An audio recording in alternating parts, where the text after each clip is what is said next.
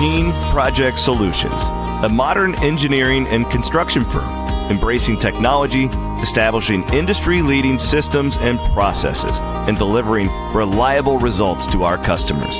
At Keene, we are passionate about inspiring our team and our customers to achieve great things, offering the highest quality services in commercial construction to deliver turnkey projects. Our core beliefs drive us forward.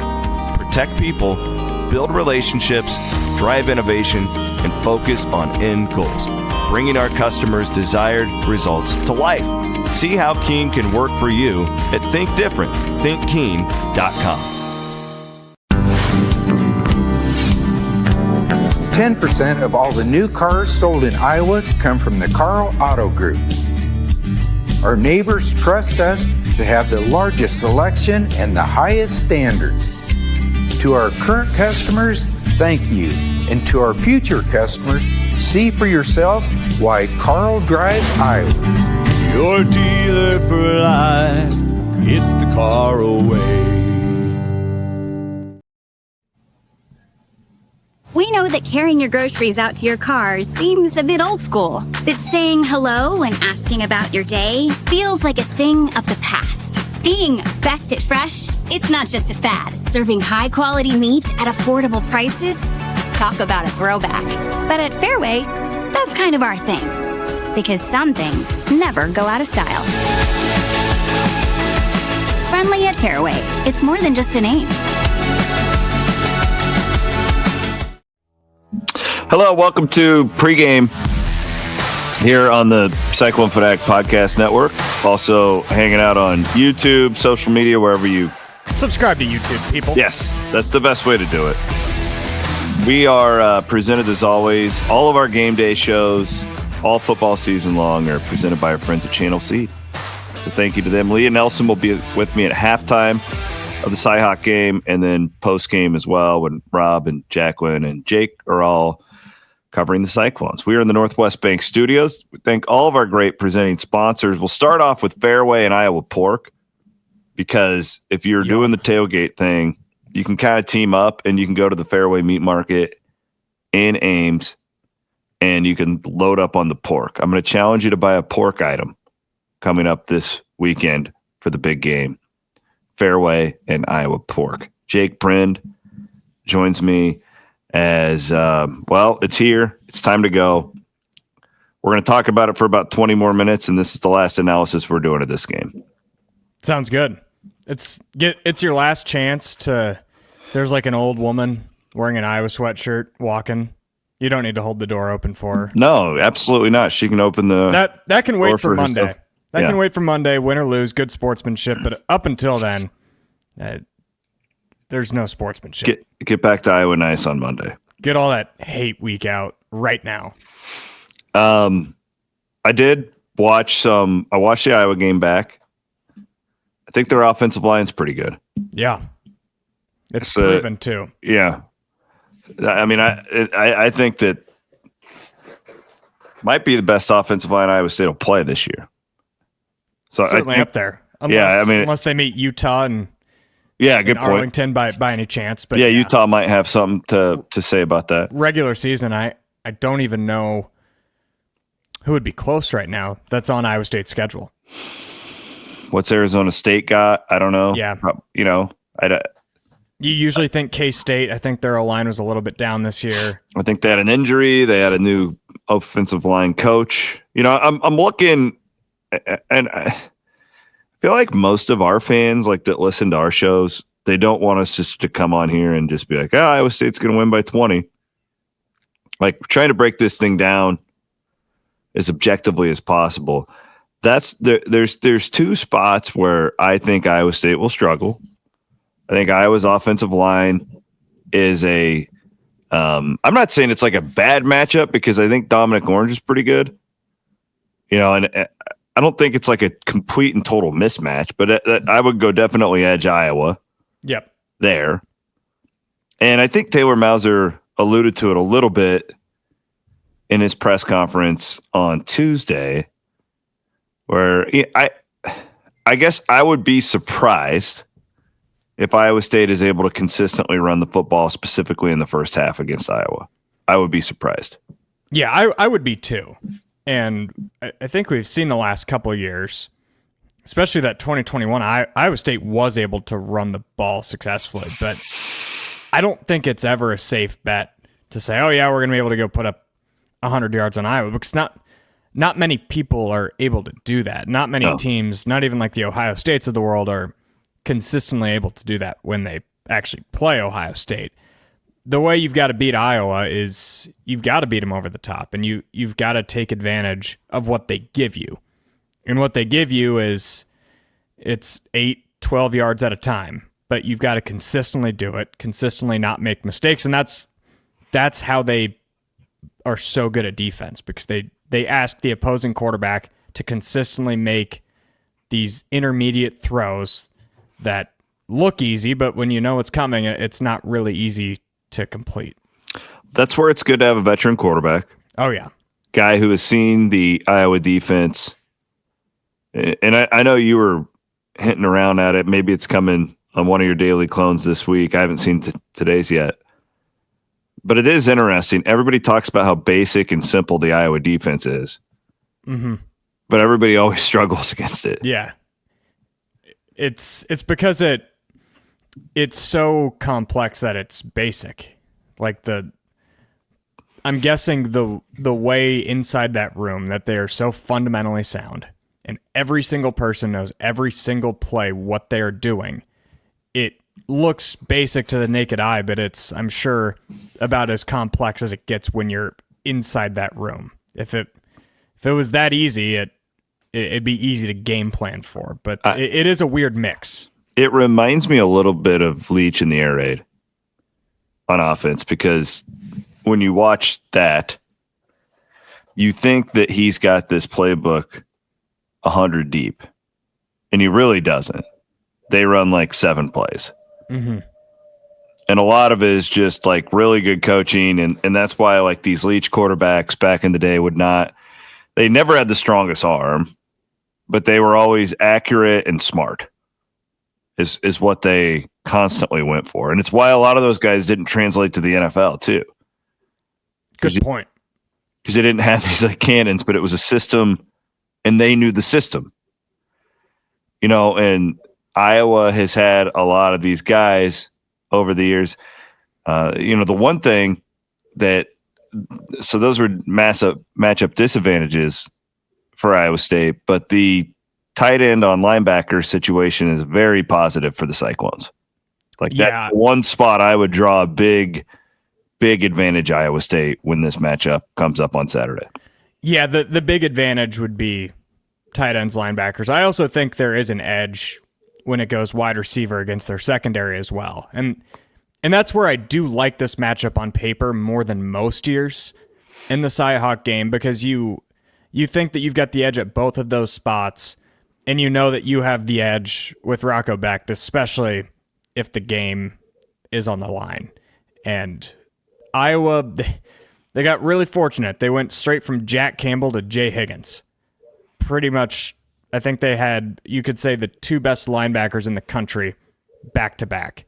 I don't think that guy is currently there. They might develop that next guy, but I don't think who they have out of their new starting 3 linebackers are the equivalent to a Jay Higgins, a Jack Campbell, a Nick Jackson. And that's good, because we know, we saw it last year with Iowa State. When you don't have experienced linebackers, especially with the type of defense that both teams run, it makes it really hard. And I'm sure that Seth Wallace and Phil Parker will coach those guys up probably this week and over the course of the season, but it is advantage Iowa State on Saturday. I want to thank our friends at Keen Project Solutions, being a great supporter of what we do. If you're looking for a career that challenges and inspires you, Keen Project Solutions is growing and hiring engineers and project managers for their Ankeny and Kansas City offices. You can join a team that values your dedication, fuels your career growth, and turns your expertise into impactful solutions. Visit thinkdifferent.thinkkeen.com today. That's Keen Project Solutions. That is spelled Keen, developing great people and building great projects. The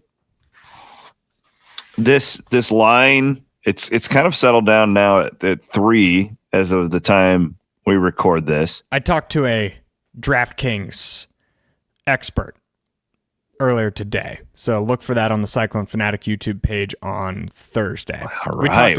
talked about 10 minutes about the line, about how much they factor in past Cyhawk games, what Jack Trice home field advantage is like, how Ireland's factored in. It was really This is insightful sexy. stuff. This is sexy content to me. So look for that on the Cyclone Fanatic YouTube page on Thursday morning. I'll throw a little bit of it on the Daily Clone Thursday as well. Oh, I can't wait. I can't wait for that. Yeah, I'll be honest. I put in our picks. Jackson Pence compiles them every week here at Cyclone Fanatic, and I picked Iowa State to win 24-20. On Williams and Bloom, I was contemplating.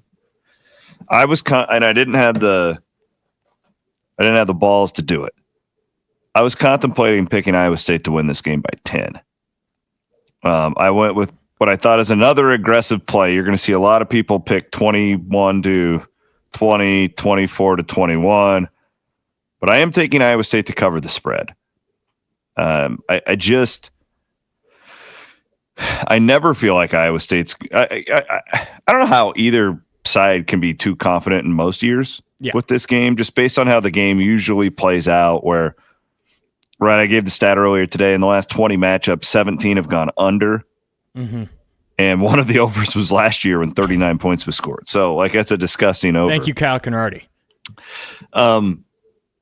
But the way it's set up is I just feel like one team is in mid-season form. And I just think with the linebacker deal, and I'm really not worried about Iowa's quarterback. I think it's completely... If you were an Iowa fan that thought this was going to be like a new era, we're going to throw it all over then shame on you, right? Like, I just don't buy that this Gronowski is going to be anything close to as bad as the last 3 guys that they've had. Yeah. I don't buy it. He's going to play better on Saturday. There's no question in my mind that he will. The question for me will be is who's he throwing to, right? Now, they've got tight ends. They still got really good tight ends. Don't forget about those guys. I think they'll protect him. And I think they may be able to run the football on the Cyclones for a while. We'll see. Haycock will make some adjustments, as he always does. But if we're looking at, like, sure things, Iowa State's quarterback is a sure thing. We all know about the tight ends. And I think that fewer questions on Iowa State's defense, right? I'd love to know that Carson Willick's going to play. It certainly didn't seem like he was based on Matt Campbell's comments in his Tuesday press conference. But nonetheless, even if he doesn't, you're looking at a bunch of guys who have played in this game. And home game, and I know about the 2011 thing. I understand all that, but I don't think it matters really on a year-to-year basis, really. Other than maybe the pressure thing, but this seems like a mature Iowa State team. It seems very mature. It seems very deep, not only physically but mentally. I feel like they have a bunch of smart players throughout that 2 deep who can handle it. Who are prepared to handle that pressure. So I'm picking Iowa State 24-20. I did go double digits. You did, okay. Column is. It's probably out as people are listening to this right now, but it's not out as we are speaking. I went 23-10. Okay. My reasoning, I think Iowa State scores first, and if they score first, they will win the game. I think they're going to win the game either way. The way they lose is if Iowa's able to return a punt, able to get a turnover in plus territory, go up 7-0, go up 3-0, and then establish the run and make Iowa State play from behind. I don't think that happens, but if Iowa State is able to do it the other way, I'm kind of with you on Gronowski. I think he's going to be fine over the course of the season. Yeah. I don't know if he's going to be fine on Saturday. That's fair. If he's got to play from behind, if he was nervous against Albany, what are the nerves going to be like in his first I'm Power just saying 5? he's not going to be as bad as he was. No, he's There's not. no way. He's not throwing those ducks in the first quarter. But it is telling that the staff clearly didn't trust him after those 2 ducks to do anything, even though there was no way they were ever going to lose that game. I think that confidence piece might be lacking a little bit. If you can get them to play from behind. Did you listen to my CW pod on Iowa Everywhere with Jeff Woody and Chad Leishka? Chad Leishka, I would encourage all the Iowa State fans listening to this to go and seek that out from earlier in the week. I recorded it on Monday. Jeff Woody gave some great analysis, as he always does. And then Leishka really was kind of hedging, I think, his original pick on this game. I don't know. We'll see. When his register column comes out, we'll see what he does with it. I haven't talked to him in like 3 days, but it felt like Chad was kind of like, yeah, Gronowski's going to be way better in the middle of the season than he is now. And that's where it is. It does feel like to me, if that's the case, and Chad's really smart, he follows his team as closely as anyone in the world, you're getting him at a good time. Mm-hmm. And that's factoring in already playing K-State. Yes. Already winning a rivalry game that somewhat came down to the wire. It maybe wasn't in doubt, but you had 6 minutes left to go put them away, and you did. And that's where having that experience, having most of the team back from a team that won so many close games last year, I like Iowa State if the game's close, and I'm personally predicting Iowa State to win the game and not have it be too close. And I don't think Rocco Becht cares about the streak. He doesn't know who James White is. I thought I was being ambitious by picking Iowa State to cover. Yeah, so to be fair, and I'm having the over. To be fair, I said a couple weeks ago on Bigger Than 12, I thought that Iowa State would win this game by double digits. So I wasn't overreacting to the Gronowski stuff from last week. Maybe it reinforced it, but to me, I kind of felt like this the whole time. This has more to do with Iowa State than Iowa. Agreed. For me. I mean, again, like the Gronowski thing, like I still view them as what they are. Like I didn't buy into they're wide receiver. I none of that. I said all offseason long, I thought Iowa's defense would be better than people think, and their offense would be worse. I think it's probably setting up for that to be the case. But Iowa State is they're just very complete. They're very mature more than, and they're so crisp. That's the thing. Low penalties, low missed tackles, couple missed assignments. Mm-hmm. That's a couple missed assignments in the secondary. Goodwin had a bad one against South Dakota. But I'm more bullish on the Cyclones after the South Dakota game than I was after the Kansas State game. I think that's fair. Yeah. But you can't do that to South Dakota if you hadn't taken care of business in that first one. To recover the way that they did and to blow the doors off of that Coyotes team was really impressive to me. I said it on Sunday. I thought it was one of the more impressive, not wins, but showings. The way that they were able to do it with that amount of focus and crispness just shows that they're a very mature team. It's also like you worry about the missed assignments every game. When you're rolling out these young safeties, it's a possibility. But it makes me worry a little bit less when it's not Jace Brown for K-State, who is on the other side, or I know there's buzz and hype around a lot of these Iowa receivers, but I will believe it when I see it. I'll eat crow if one of those guys scores a 60, 70-yard touchdown. I just don't envision that happening. And right now, that seems like the best way to beat the Iowa State defense. Like Iowa, I think, is going to be able to move the ball, but are they going to be able to capitalize? Like they'll be able to run the ball to get inside the 30. How many times will they convert that into touchdowns? And that's where a lot of it comes down to Mark Gronowski. That's where it comes down to who's tougher in the trenches. We'll find out. We'll see. Yeah. 11 a.m. kick. Thank our sponsor. All of our associate sponsors, Iowa Pork Producers, Fareway Meat and Grocery, Keen Project Solutions, and of course our friends over at Carl Auto Group. We couldn't do any of this without our friends at Northwest Bank, presenting everything in the Northwest Bank studios, and of course Channel Seed, They will be presenting the Channel Seed halftime show coming up.